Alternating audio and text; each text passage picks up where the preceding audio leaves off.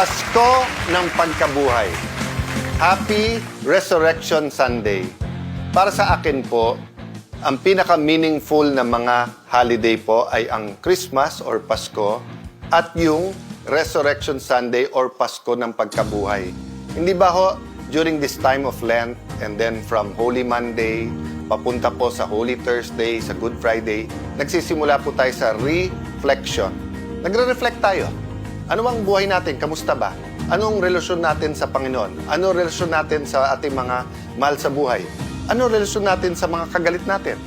Then napupunta sa repentance. Diba? Yung ano bang mali na ginawa ko at pagbabago sa aking pag-iisip?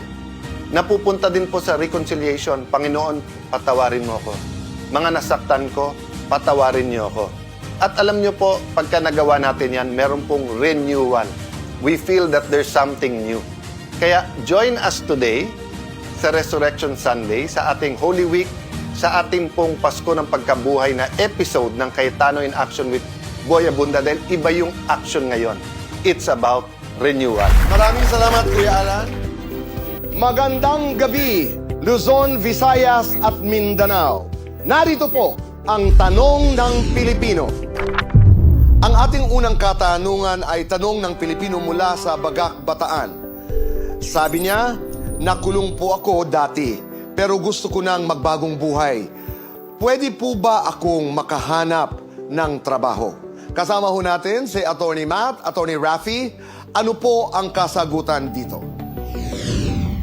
Okay. So, to answer your question, yes, pwede ka namang makahanap ng trabaho. Actually, yung Constitution natin and yung Labor Code, they both promote full employment and equal opportunities for all.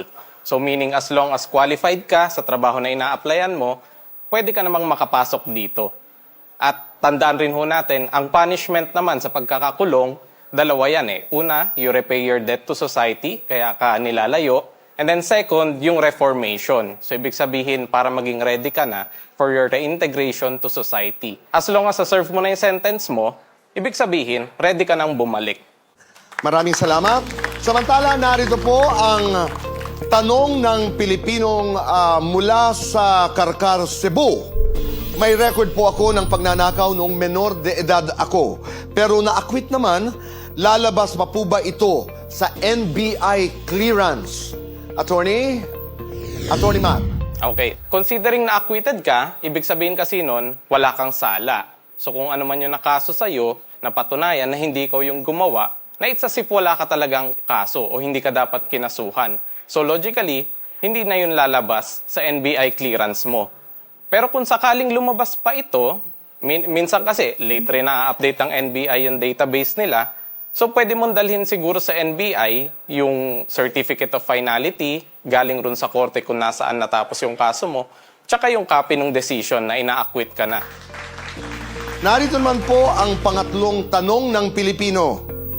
At ito'y mula sa Kalumpang. Jensen, pwede po ba akong mag-file ng annulment kung gusto ko nang magsimula ng bagong buhay pero walang pambayad sa abogado? Attorney Raffy, ano ba ang kasagutan dito? So yun, Kuya Boy, no? Basically, ang Public Attorney's Office natin nag-handle ng mga cases para sa mga indigent na kliyente. So, para masagot ang iyong katanungan, ang PAO natin or ang Public Attorney's Office natin ay nag-handle ng annulment cases. Ngunit, hindi ito basta-basta. Kailangan mapasa natin ang 2 test para makuha ang serbisyo ng PAO.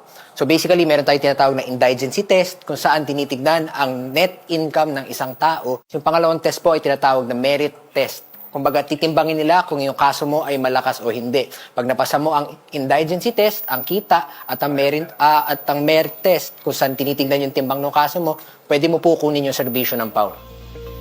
Maraming salamat. Yun ang sinasabi ko mga nanay na parati pagkatapos ng tanong ng bayan ay parang ang yaman-yaman ng aking pakiramdam dahil marami tayong natututunan.